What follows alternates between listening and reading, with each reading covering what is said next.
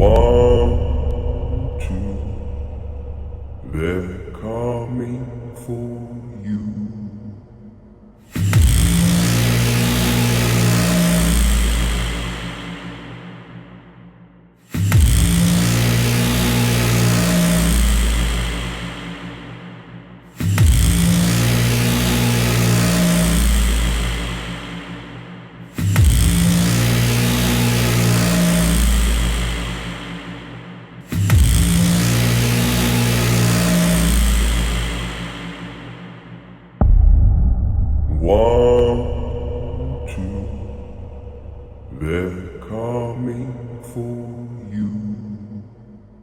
What's up guys, Gio over here, and this is the third week of SWAT school. Woohoo! They've made it this far, and the cadets that are left are getting ready to finish up their qualifications, do the written exam, and prepare for graduation if they pass.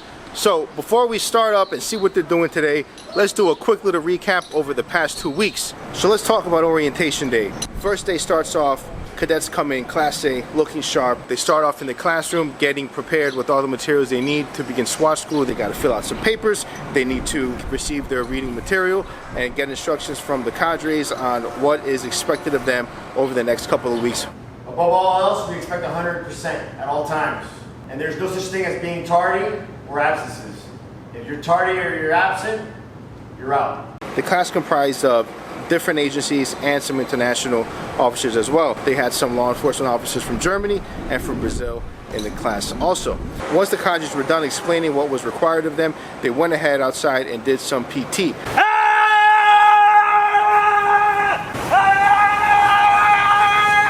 Now, the PT throughout SWAT school is pretty intense. Down! Up! 4! Down! They're doing their push-ups, they're doing jumping jacks, they're doing sit-ups and leg raises, and they finish off with a run. It's also a lot of stress-induced exercises where the cadres are on top of them, giving orders and making them move very fast. A lot of quick thinking. So after their run, the cadres dismissed them for the weekend, and they came back the following week for the first week of SWAT school.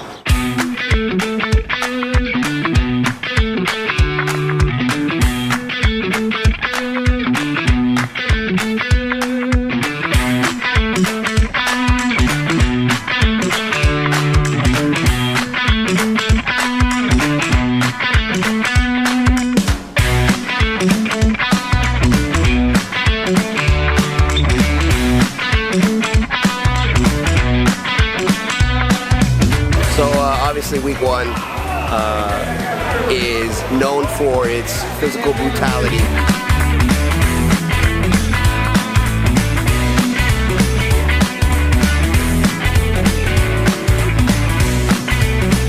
By no means is this a gentleman's course. Week 1 we want to challenge you physically to a point where we know that your body can take it, but your mind is starting to get to a point of exhaustion.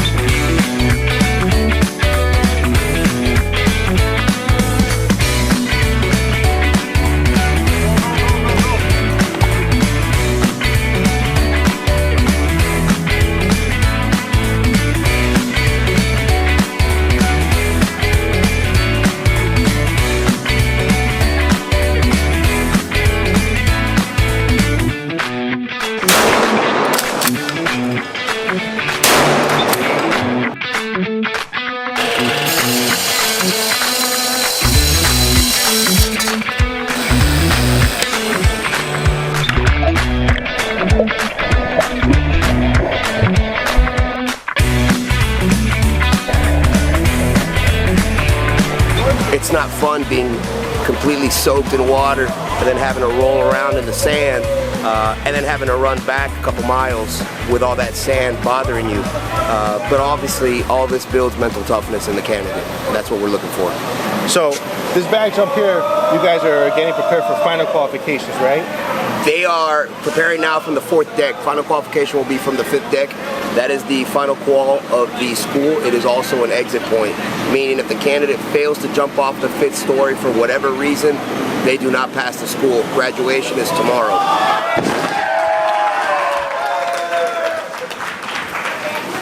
In a live operation, for some reason we get stuck up on a 4th or 5th story. The candidates know that they would be able to jump off either from a building or from a vessel where we're unable to make exit, and perhaps rescues down waiting for us with bags to jump into. This is more of a trust factor for them, and it builds confidence in them with heights.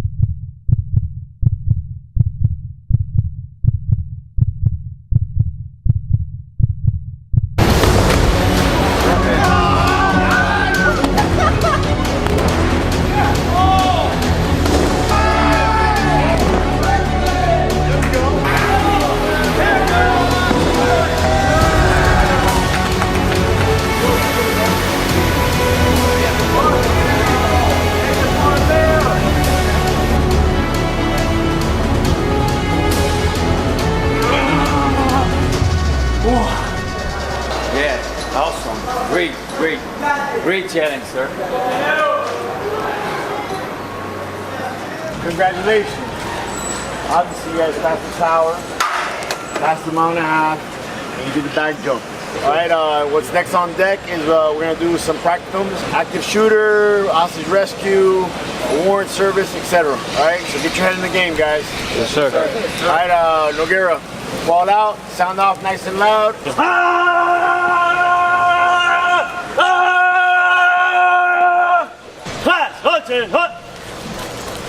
SWAT Class 2019! Rough times don't last! But don't bad news, sir! Class, what is your profession? Ow, ow, ow! Fall out! Ah! Canteen. So the class just finished their morning qualifications. They're motivated, ready to go, but they're not done yet. They have to move on to the second phase of the day, where they'll take their accumulated knowledge of the past 2 weeks, put it together, and be tested on that. When they finish, they'll move on to a written portion, and those who pass will graduate. So we're headed over there now. Let's go see what they're doing.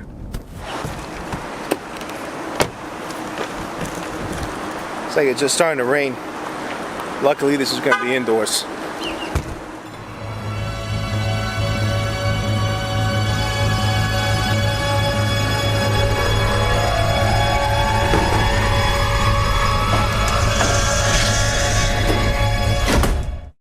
Got the county, the elevator with me. How you doing, man? 8th floor, going up. When's the last time when you guys seen one of these? So the second phase of qualifications just so happens to be in the same exact location that they were at during the first week hostage negotiations. So while they're here getting suited up now, getting the simunition rounds ready, let's go check out some of that footage from that first week. Officer Gauls, how are you, brother? What's up, my brother? Good, good. You got a second? Tell the 15s, what's going on here today? What's up, everybody? This morning we wrapped up our 4th day of PT with the morning calisthenics. Today we're doing hostage rescue. We're going to indoctrinate them with as much stress as possible. Part of that process is going to be using simunitions. The recruits have been taught individual and team movements already. They've been given different scenarios without simunitions, ranging from warrant service to barricade subject. Now we're moving on to hostage rescue. So the room entry, we're looking for individual-based tactics coupled with the actual team movement. We're looking to crisp up everything that they do, whether it's a high port movement or teaching them how to actually come into the rooms. We're looking to clean up everything that they do.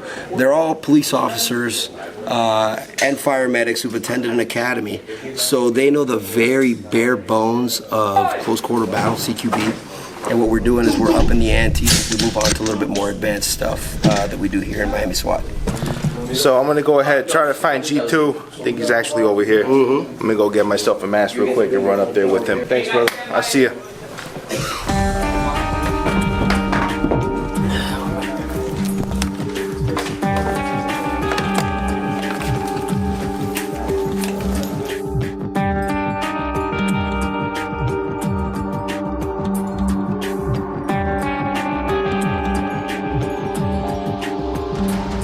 So they finished up the first scenario of the day. They went ahead and loaded their ammunition rounds, and now they're getting ready to prepare for the next phase. The cadres are setting up the room with some paper targets that have a hostage, and they want to make sure that they don't hit any of the hostages.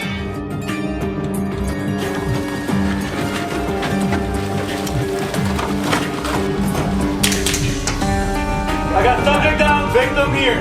Two victims. Sir. 3 victims. Sir, hands on your head. Hands on your head. Turn around. Hands on your head. Make sure they don't have any weapons on them. Hands on your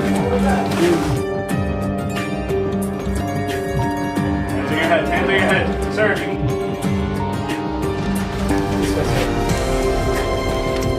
Follow to the next officer down the hallway.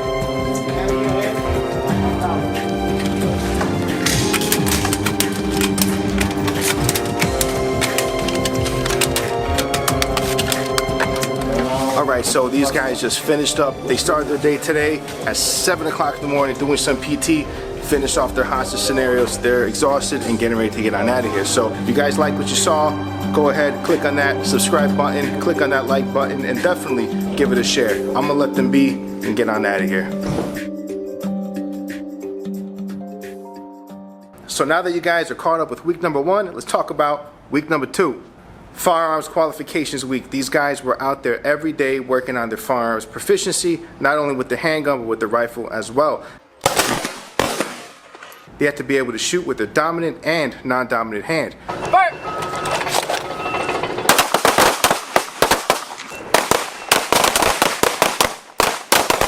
Aside from the proficiency with live ammo, they had to use less lethal. They spent time in the classroom going over the steps and how to use the less lethal, and they put that practice out in the field as well and qualified with that. There you go.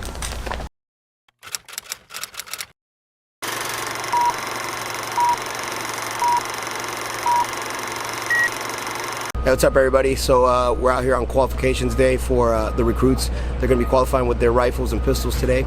They've had a whole week's worth of training provided to them by the cadre, and we're just basically making sure that we have a very well-rounded officer proficient with their weapon systems.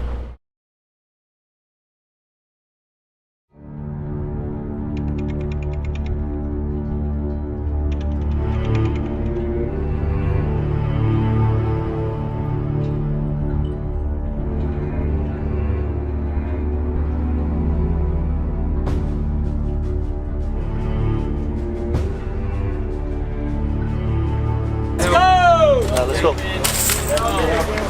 Put them in your pocket.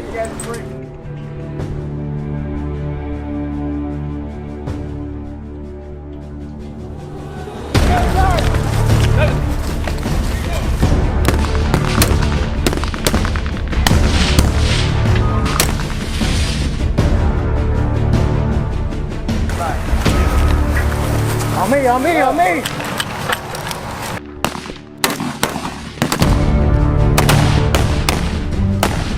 The line safe. Line is called safe.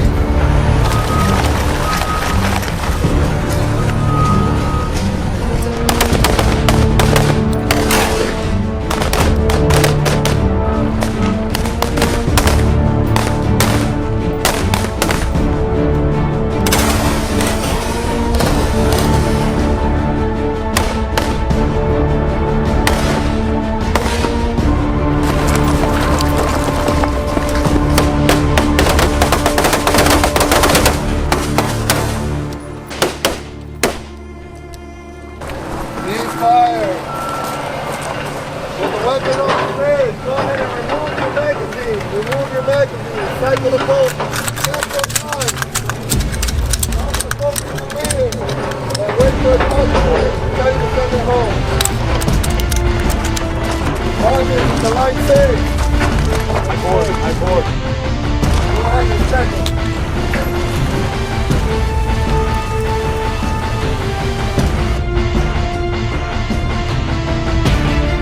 Obviously, this guy has 27 rounds in there. He threw one out, and he's going to be DQ'd for having 1 round out. He has to have 28.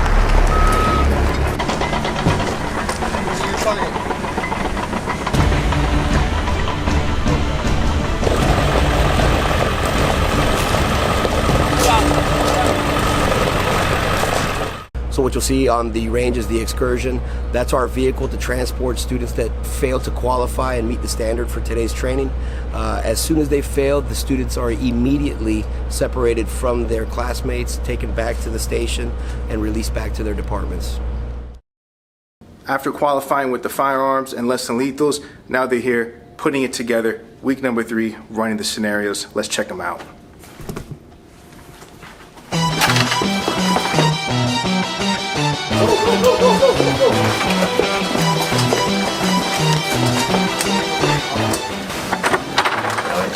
Hey, hands up, man. Let me see your hands. Let me see your hands. Do me a favor. Make it up. Stand up. Hey, oh, you have a gun. You have a gun. You have a gun. Go in. Go in.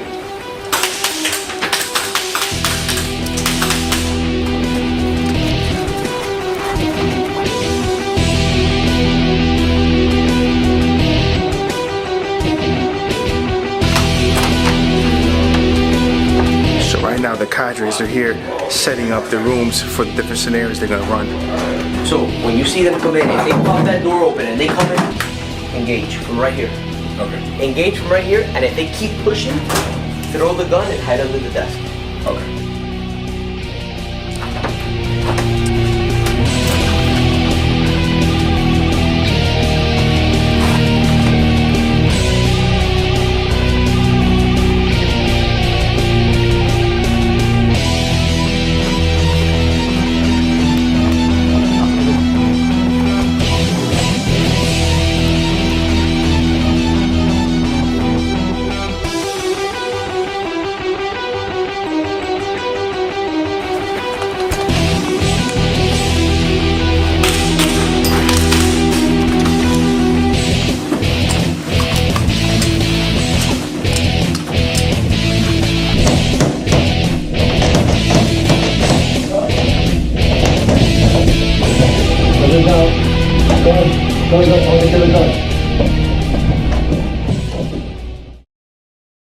All right, so the candidates just completed a barricade situation here. What you basically see is the last scenario-based portion of SWAT school. Graduation is tomorrow. It's actually a lot of thought process that goes into every movement that we do. And what we're looking for is for the students to be able to put everything that we've taught them together so that they're able to demonstrate proficiency in different scenarios: warrant service, barricade, subject, hostage rescue, along with displaying firearms proficiency with manipulations and movements that were taught at the range. All right, so that's it. The final exam and graduation. That's it. Final exam, written exam, and graduation. Hopefully tomorrow we have 19 freshly minted SWAT officers to welcome into the Miami-Dade community. Awesome, awesome. And real quick before we go, how is the fire? How are they doing? Those guys are awesome. Those guys have performed more than above average the entire course. They understand that we look at them different than we look at our own officers because they're expected to perform at the same level as we are and to also provide triage to us. So they started with 9 guys, right? And now they're down to 6. Correct. All right. Well, I'm gonna get on out of here. Let them do what they do. So as always, guys, don't forget to, you know the drill. Like, share, subscribe. All right, guys. See you later.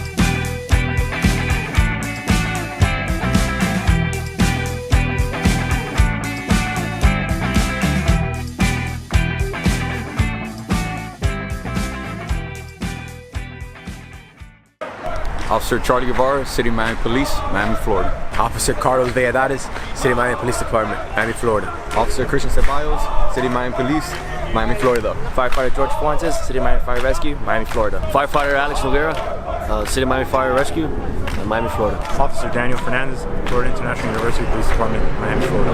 Officer Eduardo Garrido, City of Miami Beach Police Department, Miami, Florida. Officer Jordan Cruz, Hialeah Police Department, Miami, Florida. Officer Henry Vasquez, Miami Police Department, Miami, Florida. Firefighter Roberto Luna, City of Miami Fire Rescue, Miami, Florida.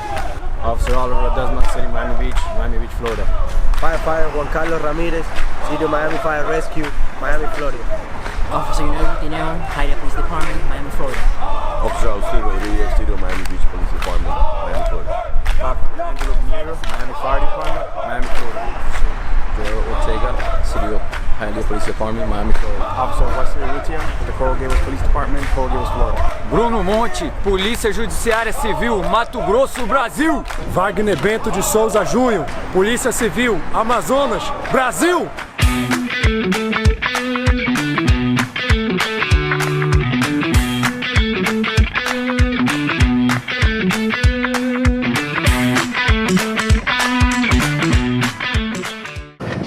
Be able to get it. Come here, pop. Come here. I gotta give it.